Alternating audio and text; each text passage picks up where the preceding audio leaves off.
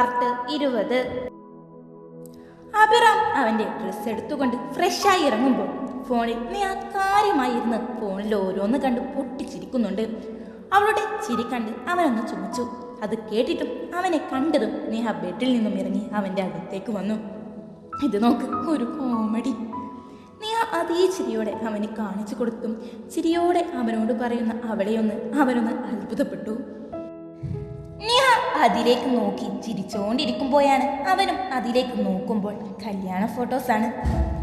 അഭിരാമിയുടെ അരയിലൂടെ കൈയിട്ട് പിടിച്ചിരിക്കുന്ന ആദിദേവിനെ അഭിരാമി ഒരു കൈ കൊണ്ട് അവന്റെ കയ്യിൽ നുള്ളി നിൽക്കുന്നതും അവന്റെ മുഖം വേദന സഹിച്ച് നിൽക്കുന്നത് പോലെയുമുണ്ട്. അഭിരാമി ഇടിച്ചോട് നിൽക്കുന്നു. ഇത് ആദിയേട്ടനെ കണ്ടിട്ട് ഇഞ്ചി കടിച്ച കുരങ്ങനെ പോലെയുണ്ടല്ലേ. നീഹ അത് കണ്ട് അവനും ചിരി വന്നിരുന്നു. ശരിയാ, പാവച്ചക്കൻ്റെ കണ്ണുകളെല്ലാം നിറഞ്ഞിട്ടുണ്ട്. വേറെ ഒന്നുണ്ട്, ഇത് നോക്ക്. ഇത് ദേവു ശ്വാസം പിടിച്ച് നിൽക്കുന്ന പോലെയില്ലേ. ഇനി ഇത് നോക്ക്, ഇത് ദീപു ദേഷ്യത്തോടെ തുറിച്ച് നോക്കുന്നത് നോക്ക്.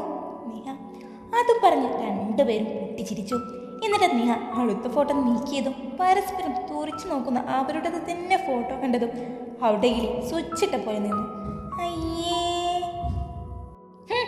മറ്റുള്ളവരെ കുറ്റം പറഞ്ഞപ്പോ നല്ല ആവേശമായിരുന്നല്ലോ. അവന്റെ ശബ്ദം കേട്ടതും അവൾ ഞെട്ടി അവനെ നോക്കി. താൻ എന്താടോ എൻ്റെ അടുത്ത് വന്ന് നിൽക്കുന്നത്?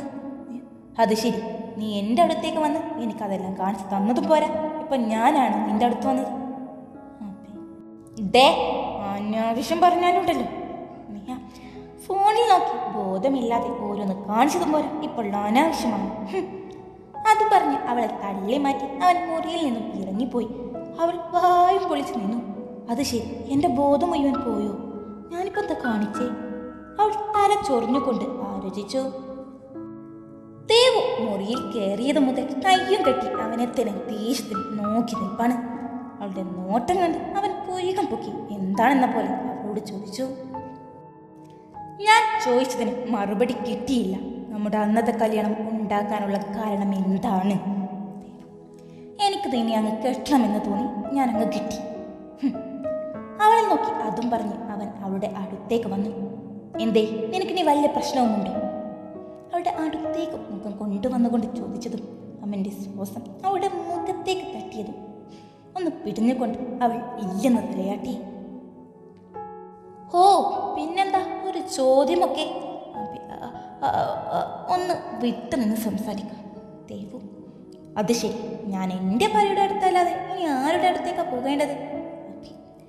അവളുടെ അടുത്തുള്ള നിൽപ്പ് സഹിക്കാനാവാതെ അവൾ പതിയെ അവിടെ നിന്നും മാറി നിന്നു. വീട്ടിൽ നിന്നുമുള്ള സംസാരമെല്ലാം ഓക്കെയാണ്. അവൾ അല്പം ദേഷ്യത്തോടെ പറഞ്ഞു. അവനൊരു പുഞ്ചിരിയോടെ അവളുടെ അടുത്തേക്ക് വന്നതും അവൾ പെട്ടെന്ന് അലമാര തുറന്ന് ഡ്രസ്സ് എടുത്ത് ബാത്റൂമിലേക്ക് കയറി. അത് കണ്ട് അവനൊരു ചിരിയോടെ നിന്നു. എടോ എടോ എടോ, ഇതെങ്ങോട്ടാ? നിന്റെ തലയിലേക്ക്. ഓ മിസ്റ്റർ, എൻ്റെ വായിലുള്ളത് നിങ്ങൾ കേൾക്കണ്ട. എൻ്റെ വായിൽ നിന്നും ഇതിലും വലിയത് എന്തോ കേൾക്കാനുള്ളതല്ലേ. എന്തായാലും ശരി, ഞാനാണ് ആദ്യം ബാത്റൂമിൽ കയറാൻ നിന്നത്. അപ്പോഴേക്കും നിങ്ങൾ ഇത് എവിടെ നിന്നും പൊട്ടിമുളച്ചു. ഭൂമിയിൽ നിന്നും, അതായത് ആകാശത്ത് നിന്നും പൊട്ടിമുളക്കില്ലല്ലോ അല്ലേ? ഇതേ ഓ തമാശ ഒട്ടും കൊള്ളില്ല കേട്ടോ. അഭിരാമി രണ്ടുപേരും ബാത്റൂമിന്റെ മുമ്പിൽ നിന്നും പുച്ഛങ്ങൾ വാരി വിതറുകയാണ്. ദേഷ്യം വന്നവൻ അവളെ തള്ളി മാറ്റി അവിടെ നിന്നും ഇറങ്ങിപ്പോയി. അങ്ങനെ വൈക്ക് വാ മോനെ, ദേഷ്യത്തിൽ പോന്നത് കണ്ട് അവൾ പറഞ്ഞു. ആൾപ്പട 4 മുറ്റത്ത് കാടലിരുന്നു അവർ 4 പേരുടെ ഇപ്പോഴും കച്ചറ ഉണ്ടാവുക തന്നെയല്ലേ പണി? അവർ മറ്റുള്ളവരോടായി ചോദിച്ചു. ഇല്ലെന്ന് പറയുന്നില്ല, അത് തന്നെയാണ്. വാ തുറന്നാൽ തല്ലുണ്ടാകാൻ നിൽക്കുക. പക്ഷേ ഇങ്ങനെ വിട്ടാൽ ശരിയാവില്ല. എന്താ ശരിയാവില്ല? അവർ മിണ്ടിയില്ലെങ്കിൽ എന്താ, അവർക്ക് പോയി. അങ്ങനെയല്ല, അവരും നമ്മളും പരസ്പരം തല്ലുകൾ ആദ്യം ഉണ്ടാക്കിയിരുന്നു എന്നത് ശരിയാണ്. പക്ഷേ ഒന്നോർക്കണം, അവർ നമ്മുടെ ഭാര്യമാരെന്നതിലുപരി സ്വന്തം സഹോദരിമാരാണ്. ശരിയാണ്, 4നും ബോധം കുറച്ച് കുറവാണെങ്കിലും എല്ലാ ഉടായ്പും മുഴുവനും കയ്യിലുണ്ട് താനും. അവർ പെട്ടെന്നൊന്നും നമ്മളോട് നല്ല രീതിയിൽ അടുക്കുന്ന ലക്ഷണമൊന്നുമില്ല. അതിന് നമ്മളും കാരണക്കാരാണ്. ഞാനും നീയും കിഡ്നാപ്പ് ചെയ്തില്ലായിരുന്നെങ്കിൽ അവർ പരസ്പരം കല്ലുണ്ടാക്കി പ്രശ്നങ്ങൾ ഉണ്ടാക്കാൻ വരില്ലായിരുന്നു. ആ അതെ, തെറ്റ് നമ്മുടെ അടുത്തുമുണ്ട്. അതിൻ്റെ വേദന അവരെ കാണാതിരിക്കാൻ ഇല്ലാത്ത അവസ്ഥ വന്നപ്പോൾ ഞങ്ങൾ അനുഭവിച്ചതുമാണ്. അവരെ ഇനിയും ഒരിക്കലും വേദനിപ്പിക്കരുത് എന്ന് ഞങ്ങൾ അന്ന് തീരുമാനിച്ചതുമാണ്. ഒന്ന് തെറ്റ് ഏറ്റുപറഞ്ഞ് നല്ല രീതിയിൽ സംസാരിക്കാൻ നിൽക്കുമ്പോൾ അല്ലേ അവരുടെ ഒരു ഗമ. അതെ, നമ്മുടെ അടുത്തും തെറ്റുണ്ട്, അപ്പോൾ നമ്മളും കുറഞ്ഞു കൊടുക്കണം. പറ്റുമെങ്കിൽ ഇന്ന് തന്നെ പരസ്പരം നമ്മൾ അവരോട് തുറന്ന് സംസാരിക്കുക. അതായിരിക്കും നമുക്ക് നല്ലത്. ശരിയാണ്, പെട്ടെന്ന് തന്നെ വയക്കെല്ലാം മാറ്റിയെടുക്കണം. ആ 4 കിളിക്കാപ്പെട്ടികൾ ഒപ്പം ഉണ്ടാകണം ഒരു പ്രത്യേക വൈബാ. അതൊക്കെ ശരിയാ ആദിച്ചിത്ത്. അവർ അതും പറഞ്ഞു പുഞ്ചിരിക്കുമ്പോഴാണ് അതെല്ലാം കേട്ടുകൊണ്ട് നന്ദനും ചാരുവും വരുന്നത്. അയ്യോ, അവരെ കണ്ടതും അവരൊന്ന് ഞെട്ടി. ഓ, നിങ്ങൾ ഞെട്ടണ്ട, നിങ്ങളെല്ലാം പരസ്പരം ഭയക്കാണെന്ന് ഞങ്ങൾക്ക് തോന്നിയിരുന്നു.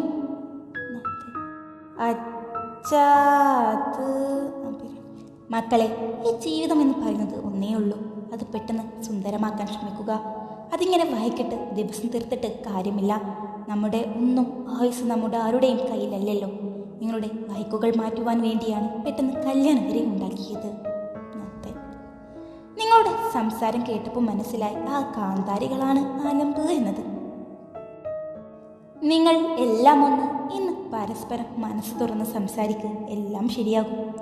നിങ്ങളുടെ വായിക്ക് പ്രശ്നങ്ങൾ എല്ലാം ഒന്ന് തീർക്കണം. നിങ്ങൾ ഒന്ന് മനസ്സ് തുറന്ന് സംസാരിച്ചാൽ തീരാവുന്ന പ്രശ്നമേ ഉള്ളൂ. സംസാരിക്കാൻ കൂട്ടാക്കുന്നില്ലെങ്കിൽ ഒന്ന് ദേഷ്യപ്പെട്ടാണെങ്കിലും സംസാരിക്കാൻ ശ്രമിക്കുക. ഓക്കെ. ഫ്രഷായി പെൺപടകളെല്ലാവരും അടുക്കളയിൽ ഹാജർ വെച്ചു. അല്ല ദീപു എവിടെ? അവളെ കണ്ടില്ലല്ലോ. നിഹ, ശരിയാ, ഇവളെവിടെ? ദീപു. അപ്പോഴാണ് അവിടേക്ക് ഓടി കിതച്ചുകൊണ്ട് ദീപു വരുന്നത്. എന്താണ്, നിന്നെ പട്ടി ഓടിച്ചു? അഭിരാമി, ഓ ഇതൊരു പട്ടി കടിച്ചതാ. ദീപു കിതച്ചുകൊണ്ട് പറഞ്ഞതും പട്ടി കടിച്ചെന്നു.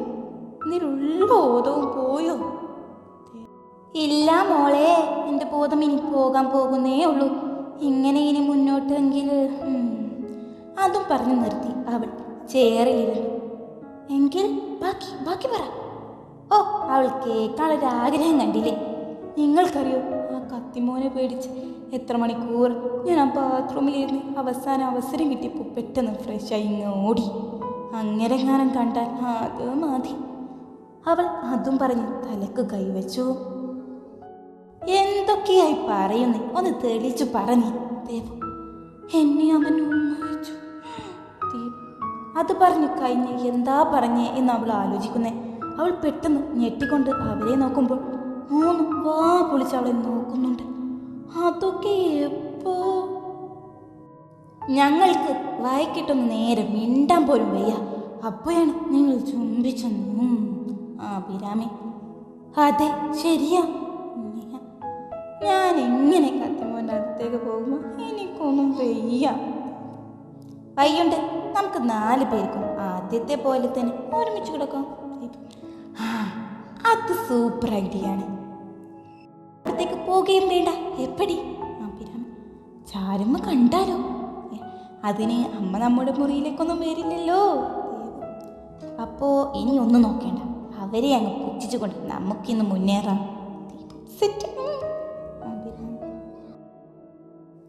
രാത്രി ആയതും മക്കളെ, ഈ പാലെടുത്ത് മുറിയിലേക്ക് പോകോ. ചാരുവമ്മ 4 പേരും വളരെ സ്നേഹത്തോടെ പുഞ്ചിരിയോടെ പാൽ ഗ്ലാസ് കയ്യിലെടുത്തു. 4 പേരും അവരവരുടെ മുറിയിലേക്ക് പോയി. ആൽപ്പടം 4 ഫോണിൽ കുത്തി ഇരിക്കുമായിരുന്നു അവരുടെ മുറിയിൽ. അഭിരാമിൻ്റെയും ആദിദേവിൻ്റെയും മുഖത്ത് കട്ടപ്പുച്ഛമായിരുന്നു. എന്നാൽ അഭിജിത്തിൻ്റെ മുഖത്ത് ഒരു പുഞ്ചിരിയും ആദിജിത്തിൻ്റെ മുഖത്ത് ഒരു കള്ളച്ചിരിയും ഉണ്ടായിരുന്നു. പേരും അവരുടെ മുറിയിൽ കയറി അവരെ പുച്ഛിച്ച്, ഈ പാല് ഞാനങ്ങ് കുടിക്കുക. ഒരേ ഡയലോഗിൽ 4 മുറികളിലും കേൾക്കാം.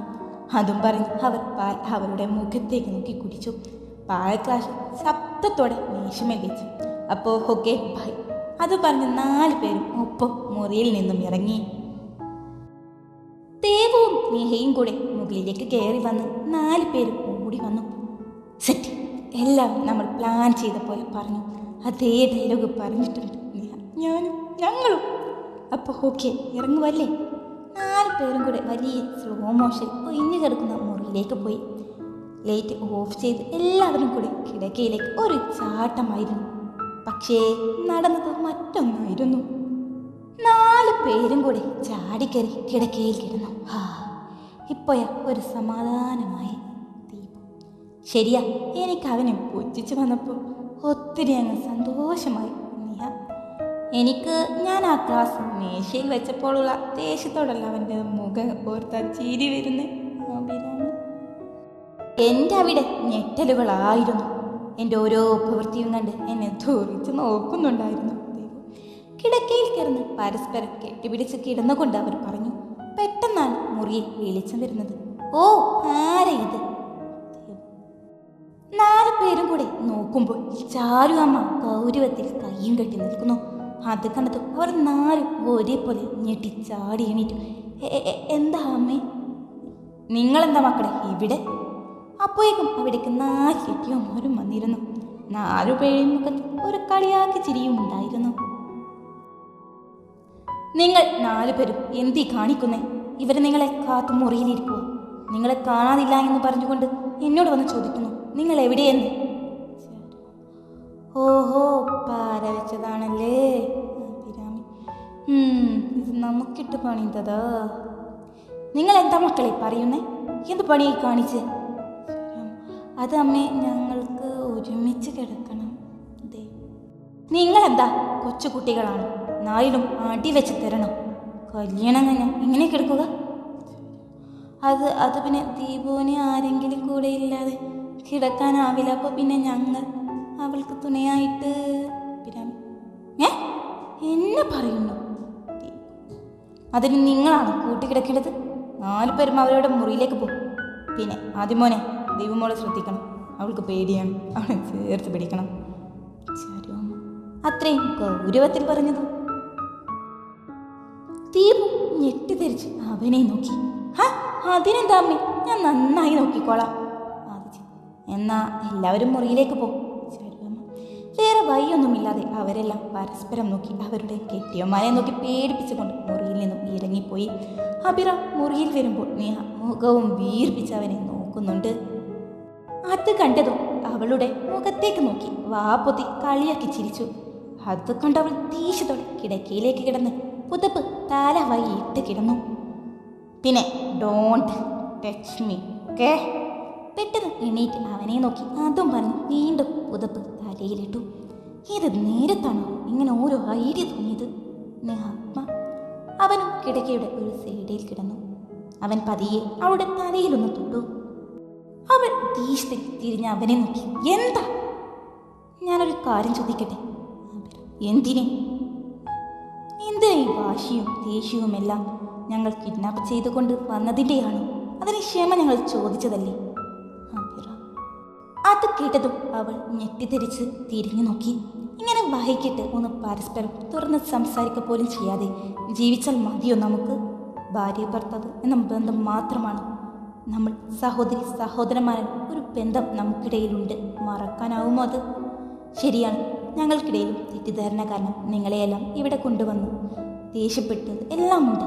പക്ഷേ എല്ലാം ശരിയായിട്ടും ഇങ്ങനെയൊന്നും മിണ്ടാതെയുള്ള നമ്മുടെ അകൽച്ചകൾ എന്തിനാണ്? ചിന്തിച്ചിട്ടുണ്ടോ? അല്ലെങ്കിൽ ഇപ്പം ചിന്തിക്കുക, എന്താ നമുക്കിടയിൽ പ്രശ്നം?